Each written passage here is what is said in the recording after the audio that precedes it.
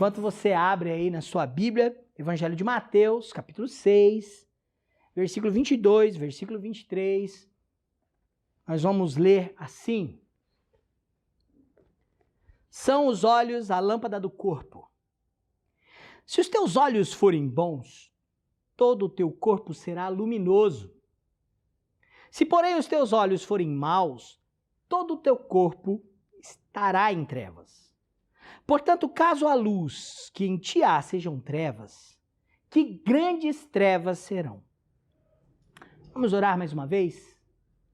Senhor, ilumina-nos, ilumina com o teu Santo Espírito nosso entendimento, para a compreensão da tua palavra, para uma percepção correta dos valores do reino, uma cosmovisão que nos lança a reconhecer-te, a amar-te e a servir-te. Que as lâmpadas do nosso corpo estejam focadas em ti. Em nome de Jesus, nosso Senhor. Amém. Olha, nesta sessão que nós estamos lendo, do versículo 22 e o 23, faz parte de versos em que Jesus apresenta 3 metáforas para preparar uma abordagem contra a ansiedade do coração e da alma. Começa no versículo 19, falando dos tesouros do coração, né? Tesouro no lugar certo. E no 22, fala da lâmpada. Os olhos são a lâmpada do corpo. Nós teremos ainda o dos senhores, os 2 senhores, no versículo 24. Essas 3 metáforas, elas fazem parte do propósito de Jesus em fazer um diagnóstico daquilo que gera ansiedade na vida das pessoas, no coração e na alma. E isso serve como uma advertência para a nossa percepção, para a nossa visão que temos dele e do seu reino. No versículo 22, a primeira frase que Jesus usa é: são os olhos a lâmpada do corpo. São os olhos a lâmpada do corpo.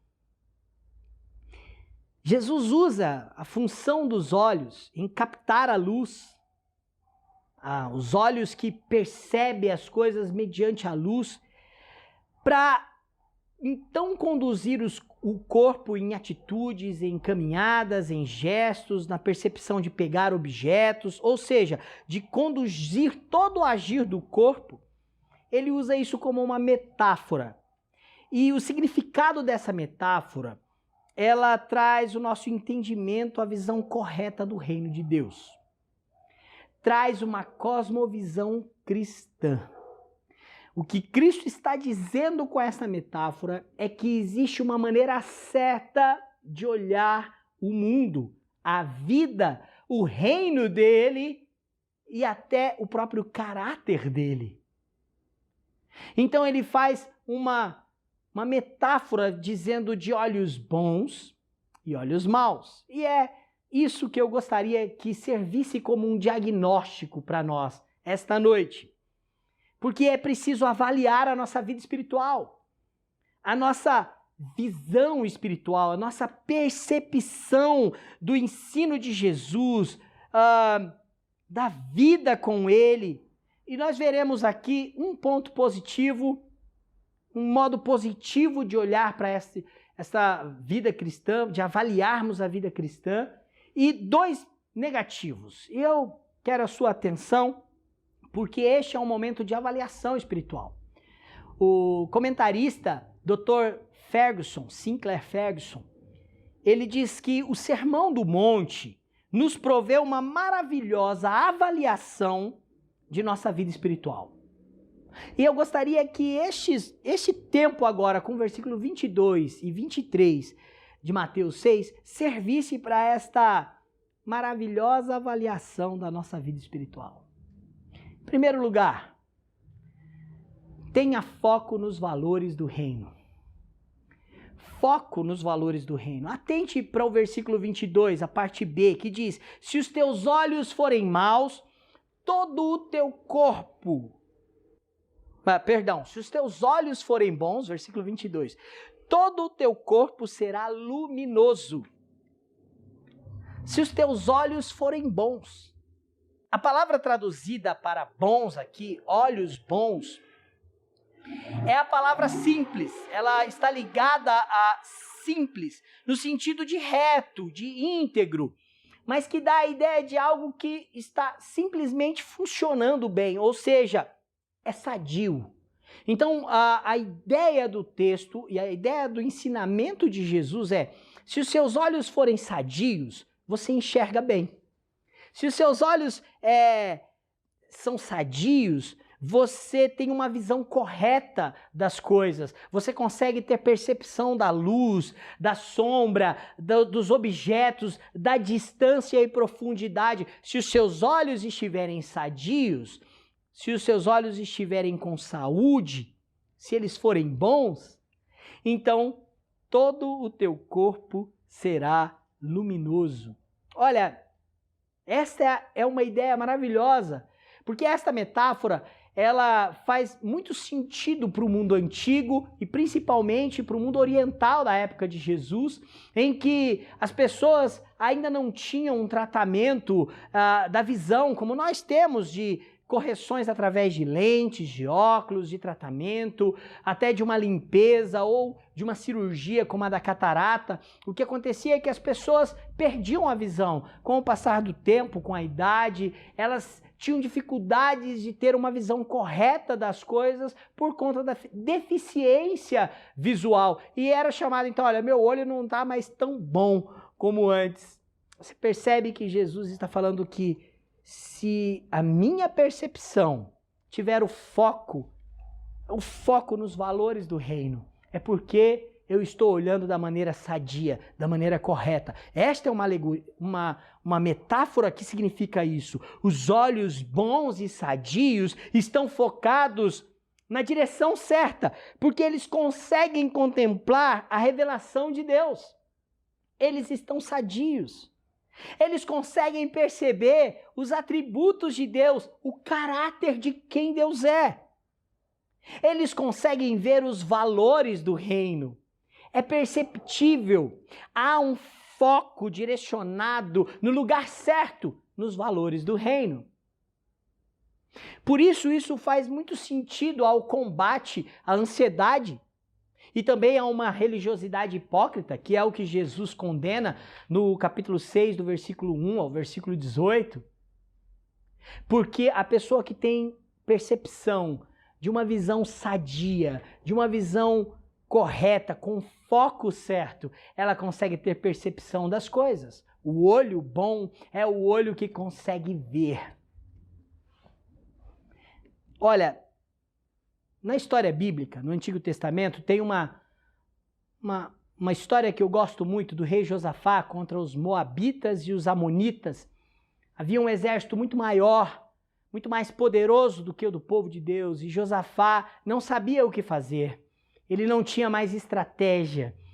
Então ele faz uma oração para Deus. E eu acho tão bonito como ele coloca a palavra certa, porque o foco de Josafá não está nos inimigos, nem muito menos na capacidade de resposta bélica ou de estratégia militar. O foco de Josafá está em Deus, está na obra de Deus e está na vontade de Deus. Olha que bonito, 2 Crônicas, capítulo 20, versículo 12. Olha que bonita essa oração. Ele diz: Ah, nosso Deus, acaso não executarás o teu julgamento contra eles? Porque em nós não há força para resistirmos contra eles. Porque em nós não há força para resistirmos a esta grande multidão que vem contra nós. E nós não sabemos o que fazer. Porém, os nossos olhos estão postos em ti. O foco do rei Josafá estava no juízo de Deus, na ação dele, e inclusive o foco fazia com que ele tivesse a percepção correta sobre ele. Não havia como, por conta própria, resistir àquela situação, e ele era totalmente dependente de Deus. Então ele busca o Senhor. Olha, tem um outro texto, e agora no Novo Testamento, que é uma exortação do escritor aos Hebreus. Hebreus capítulo 12, no versículo 1, o escritor pede para que a gente deixe para trás todo o embaraço do pecado. E no versículo 2 ele diz assim: olhando firmemente para o autor e consumador da fé, Jesus. A ideia de um olhar firme em Jesus é, inclusive porque ele é a fonte da orientação, ele é o nosso modelo, ele é o nosso Senhor, é a obra dele, é o mandamento, são os mandamentos dele, são o caráter dele que importa para nós. Então, o escritor de Hebreus diz, olhando firmemente para o autor e consumador da nossa fé, Jesus. Tenha o foco nos valores do reino. Seu olhar deve estar sadio. E isso produz em nós o quê? O versículo de número 22 termina dizendo: todo o teu corpo será luminoso. Que expressão bonita do final do verso 22. O resultado é luz para a vida.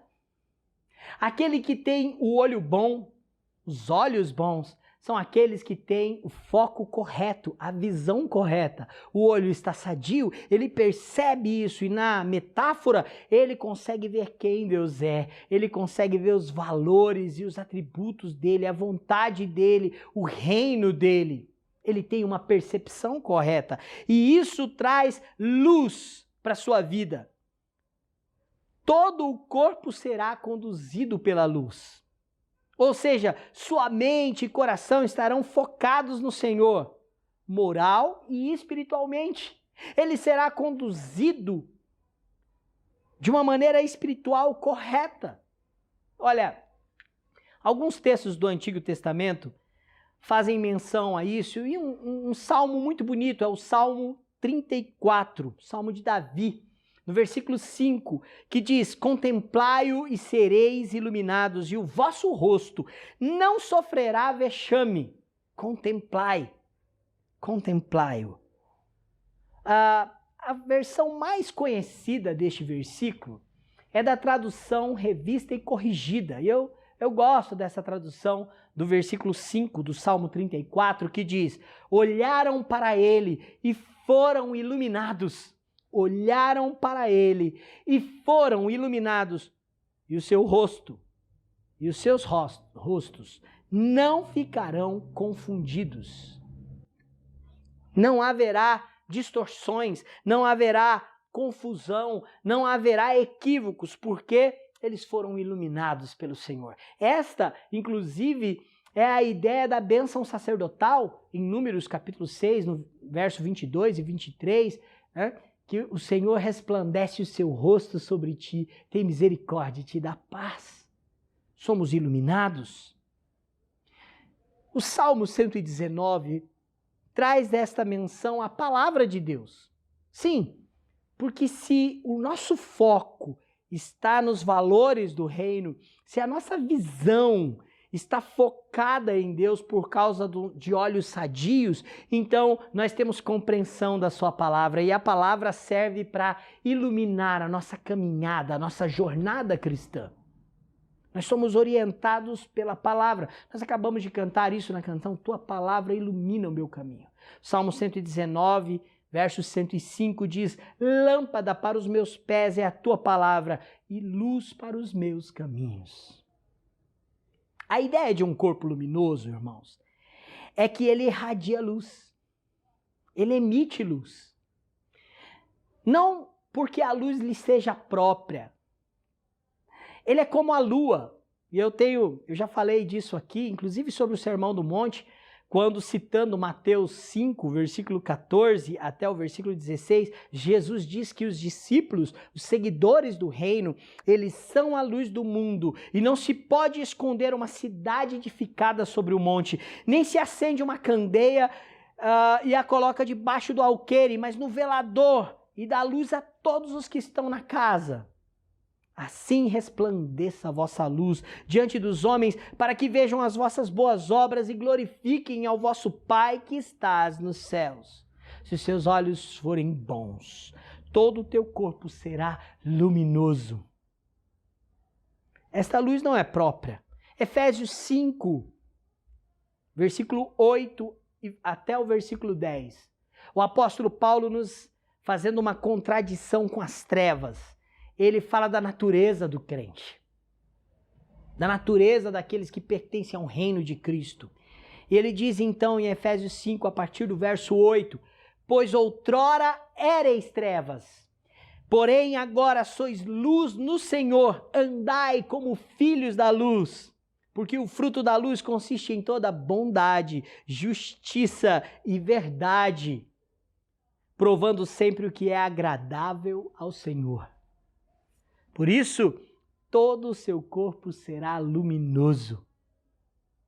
A verdade, meu irmão e minha irmã, é que este ensino deve nos fazer avaliar a nossa espiritualidade, a nossa cosmovisão, de como temos enxergado a vida, de como temos enxergado as circunstâncias, de como olhamos para o reino de Deus e para Deus e Cristo, o Senhor deste reino.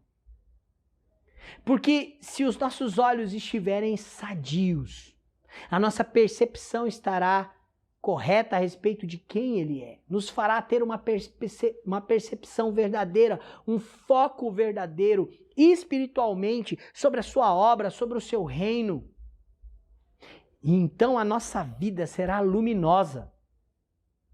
Olha, eu quero ir para o segundo ponto, como eu disse, o segundo e o terceiro seriam características negativas, porque no verso 23, na parte A, nós lemos, se porém os teus olhos forem maus, todo o teu corpo estará em trevas. Segundo lugar, segunda avaliação que precisamos fazer, sobre a distorção das verdades do reino. Sobre a distorção das verdades do reino. Olha, o versículo começa dizendo, se porém os teus olhos forem maus. Mal aqui representa uma visão distorcida, embaçada da vida. Dentro dessa metáfora, uma visão que não consegue ver o mundo da forma como ele é. E na metáfora do reino, não consegue ver os valores do reino, não consegue discernir as verdades e nem os atributos de Deus. Quanto mais compreender, focar nos valores deste reino. É uma visão doente. É uma visão que não consegue enxergar com clareza. Por isso a expressão olhos maus. Porque ele não consegue ver a verdade revelada. Ele não consegue ver o Senhor do reino. Ele tem escamas. Suas vistas estão escuras e embaçadas. É interessante isso. Porque é o relato de alguém que está no mundo antigo perdendo a visão. Seja por uma catarata, seja por uma miopia, seja por qualquer outro problema, há manchas, há falta de luz. Ele ainda consegue ter percepções de algumas coisas, mas já não mais com clareza. E é assim a vida daquele que não consegue ver as verdades do reino ou as vê com distorção, vê de uma maneira distorcida, equivocada. Por isso, a parte B do versículo 23 diz, a parte A, perdão, todo o teu corpo estará em trevas. Assim como no primeiro caso, todo o teu corpo será luminoso, se os olhos forem bons e estiverem sadios, aqui, no exemplo negativo, a visão doente e distorcida pelas manchas e borrões que dividem a visão, gerando desatenção, erros, afetam muito mais do que os olhos. Ela deixa o corpo em trevas. Ela deixa o corpo doente. Falta de foco espiritual gera ansiedade dominante. Olha, percebam que no versículo 25 do capítulo 6, Jesus vai tratar sobre a ansiedade, as preocupações da vida, as angústias da vida e as preocupações que inclusive atrapalham a nossa caminhada de fé no reino. E é interessante que como a falta de foco espiritual, como a falta de discernimento e uma visão correta e saudável gera uma ansiedade dominante, nos faz viver nas trevas. E viver nas trevas é conduzir-se em reprovação, erro e equívoco. Olha, lembra que eu citei Efésios 5, em que o apóstolo Paulo nos orienta a viver como filhos da luz e conhecendo então o fruto da luz, que é fruto da luz, versículo 9 de Efésios 5, porque o fruto da luz consiste em toda bondade, justiça e verdade. Agora, no mesmo capítulo, no capítulo 5, a partir do verso 11 até o verso 13, o apóstolo Paulo diz, e não sejais cúmplices nas obras infrutíferas das trevas, antes, porém, reprovai-as, porque o que elas fazem no oculto, só referir é vergonha. Mas todas as coisas, quanto reprovadas pela luz, se tornam manifestas, porque tudo que se manifesta é luz. Por isso, uma vida nas trevas é uma vida reprovada. E o texto então diz, todo o teu corpo estará em trevas. Esta é uma avaliação que precisamos fazer da nossa percepção da vida cristã, da maneira como vemos a vida cristã. Olha, essa expressão, todo o teu corpo estará em trevas, mostra uma vida com foco espiritual equivocado. Nós temos exemplos, inclusive no próprio Sermão do Monte, quando Jesus aplica a lei com as antíteses no capítulo 5. E aí então, eu gosto muito de lembrar que Jesus está combatendo a vida hipócrita dos religiosos da época, os fariseus e os escribas. Ele também faz isso no capítulo 6, a partir do verso 1. Mas o texto que eu quero que você abra a sua Bíblia para que nós façamos um link, é um texto que eu tenho feito isso quase sempre aqui na exposição do Sermão do Monte, que é Mateus capítulo 23, onde Jesus vai falar novamente da religiosidade, da espiritualidade equivocada da sua época, dos escribas e dos fariseus. Olha, Mateus 23, no versículo 26, você vai encontrar Jesus falando assim, ai de vós, guias cegos, que dizeis, quem jurar pelo santuário, eu já até tratei deste texto, né, quando fizemos a exposição do capítulo 5, dos juramentos, né?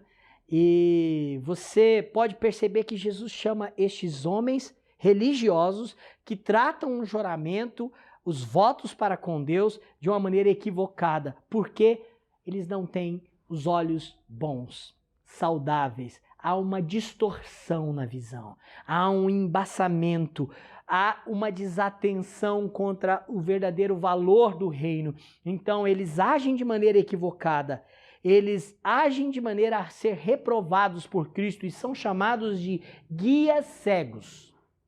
Observe agora o versículo 17 de Mateus 23. Insensatos e cegos, pois qual é maior, o ouro ou o santuário que santifica o ouro? Observe o verso 19. Jesus volta a chamar estes homens de cegos. Pois qual é maior, a oferta ou o altar que santifica o altar? E agora estamos falando do altar e dos votos diante da oferta, e há uma percepção equivocada, há uma religião zelosa, há uma prática religiosa intensa, mas há trevas. Os homens que orientam e os homens que agem são tratados por Jesus aqui como cegos. Verso 24, Jesus volta a chamar estes de guias cegos, porque eles coam um mosquito e engolem o camelo. E no versículo 26, Jesus diz, fariseu cego, limpa primeiro o interior do copo para que também o seu exterior fique limpo. tudo lidando com uma percepção espiritual equivocada, distorcida. Então, cuidado. Este texto é uma advertência de Jesus a fazermos uma análise, uma avaliação da nossa percepção espiritual para ver se a nossa visão do reino não está distorcida, se a visão da vida não está distorcida, se a visão religiosa que temos não está equivocada. Porque se os nossos olhos forem maus, todo o nosso corpo estará em trevas. E quem está em trevas está perdido. Por fim, o terceiro ponto, que também é um ponto negativo para a nossa avaliação, é uma visão enganosa. Uma visão enganosa. Final do verso 23 diz: portanto, caso a luz que em ti há sejam trevas, que grandes trevas serão. É interessante que Jesus usa uma antítese, caso a luz que em ti há sejam trevas. É possível a luz ser trevas? O que Jesus quer dizer é que a percepção da visão distorcida, equivocada, não é a verdadeira luz. Caso a luz que há em ti, que a luz que há em ti sejam trevas. Essa expressão contraditória aponta para a ilusão da vida focada nas trevas. A vida está tão focada nas trevas, por isso a visão é distorcida, a tal ponto da pessoa achar que as trevas é luz. A tal ponto das pessoas acharem que a escuridão é brilho. A tal ponto de uma pessoa que não vê quase nada achar que está enxergando tudo. Dr. Carson, ao explicar este texto, no seu livro O Sermão do Monte, da editora Vida Nova, ele diz: se pensa que seus olhos são bons, quando na verdade são maus, a pessoa, ela se convence de que sua lealdade nominal aos valores do reino é profunda e genuína, quando na verdade é superficial e fingida. A pessoa cujas trevas são mais densas é aquela que acredita que essas trevas são luz, que grandes trevas serão. Olha, a pior coisa é a pessoa que trata as trevas como luz, que acredita que aquilo que ela vê distorcido, embaçado e opaco é a realidade. É como um daltônico que acredita que o verde e o vermelho são cinza.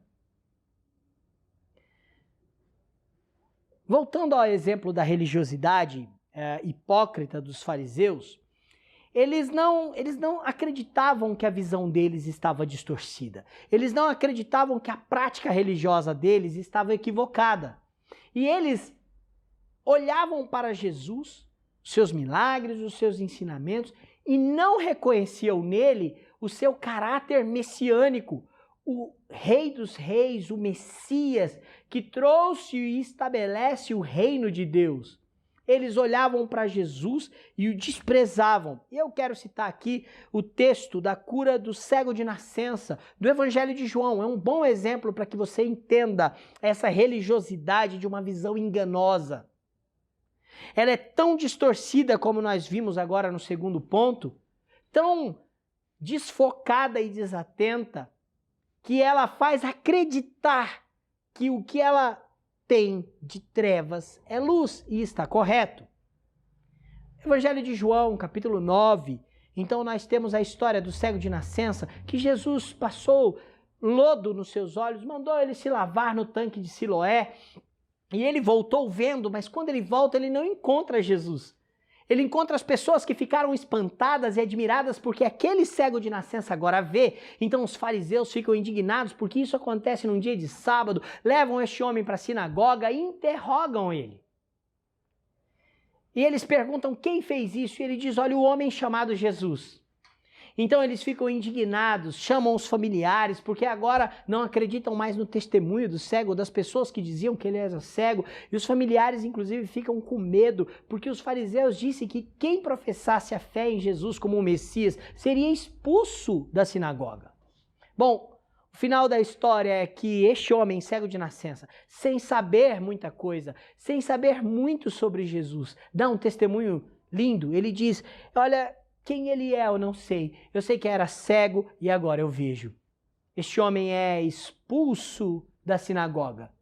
E quando ele é expulso da sinagoga, Jesus fica sabendo e vai procurá-lo. E é este texto que eu quero ler com você, porque Jesus chega para ele e diz, olha, você crê no Filho do Homem, você crê no Messias. E ele diz, quem é para que eu possa crer? E Jesus diz, olha, sou eu que falo com você, sou eu que você está vendo. Então ele se prostra aos pés de Jesus e o adoram. Só que perto desta cena está os fariseus. Os fariseus que expulsaram este homem da sinagoga. E aí no capítulo 9, versículo 39 ao 41, nós lemos assim. Prosseguiu Jesus, eu vim a este mundo para juízo, a fim de que os que não veem, vejam, e os que veem se tornem cegos. Alguns dentre os fariseus que estavam perto dele, perguntaram-lhe, acaso também nós somos cegos? Você percebe que os fariseus não se consideravam cegos? Respondeu-lhe Jesus, se fosseis cegos, não teríeis pecado algum. Mas porque agora dizeis, nós vemos, subsiste o vosso pecado. Esta é uma oportunidade, meu irmão e minha irmã, para fazermos uma avaliação da nossa percepção espiritual, da nossa cosmovisão cristã. Será que aquilo que estamos vivendo com intensidade religiosa, até mesmo com esforços pessoais, não é uma distorção? Nós temos sido orientados pela palavra de Deus? Nós temos sido orientados a conhecer plenamente a pessoa, a obra e os mandamentos de Jesus? Estes valores têm dominado a nossa percepção da vida?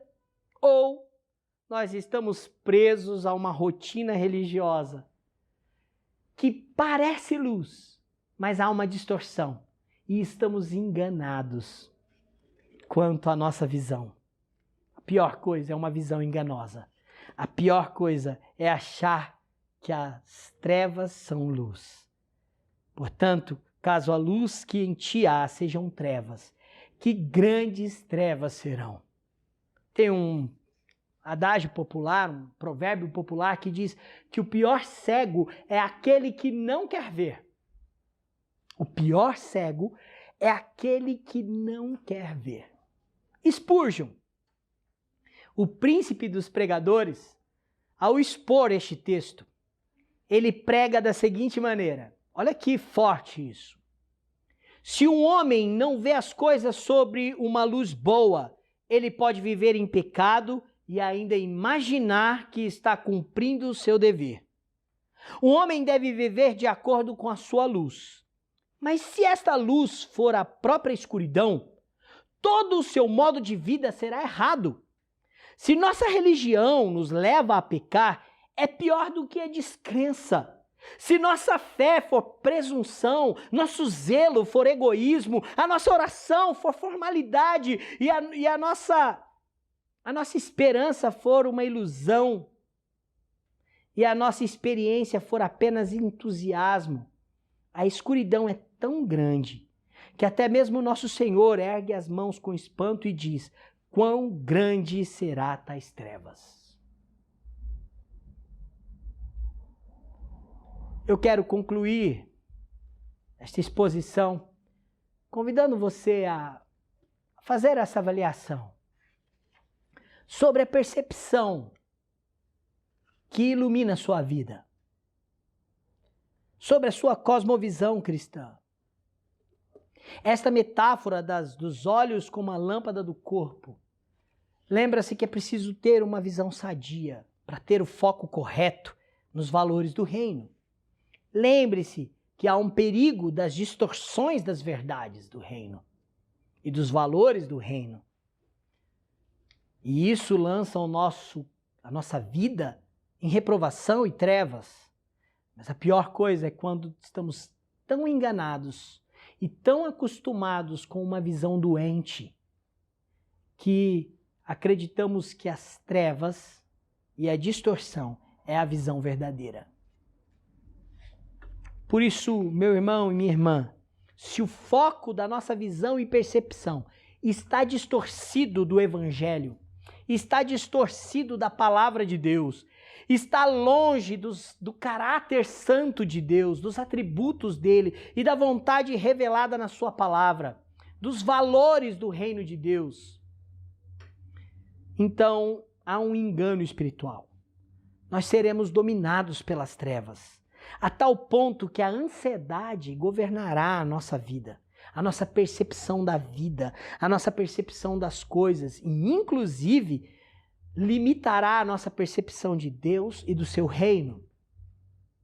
Concentremos a nossa visão focada em Cristo, no seu reino, pois assim nós seremos conduzidos para a luz, para uma vida de luz longe das trevas.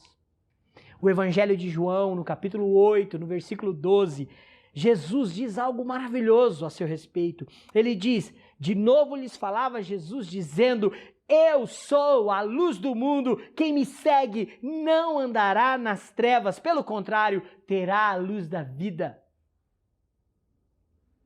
Não andará nas trevas, e seguir Jesus é mais do que apenas saber algo sobre ele. É ter a percepção certa e correta, exata de quem ele é, dos seus mandamentos, dos seus ensinos, de sua obra. No mesmo Evangelho de João, no capítulo 12, no verso 46, Jesus diz, eu vim como luz para o mundo, a fim de que todo aquele que crê em mim não permaneça nas trevas. Cuidado, para ser aquele tipo de cego, o pior cego é aquele que não quer ver, que trata trevas como luz e por isso tem uma visão distorcida e uma vida enganosa. Que os meus olhos e os seus olhos estejam no foco certo, com saúde, para então todo o corpo ser luminoso. Esta luz não é nossa. Ela resplandece em nós. Ela ilumina a nossa vida. Ei pessoal, quer continuar assistindo os nossos vídeos? Clique aqui e você vai ter acesso em outros vídeos. Mas também se inscreva no nosso canal, tá bom? Acione o sininho e compartilhe com outras pessoas.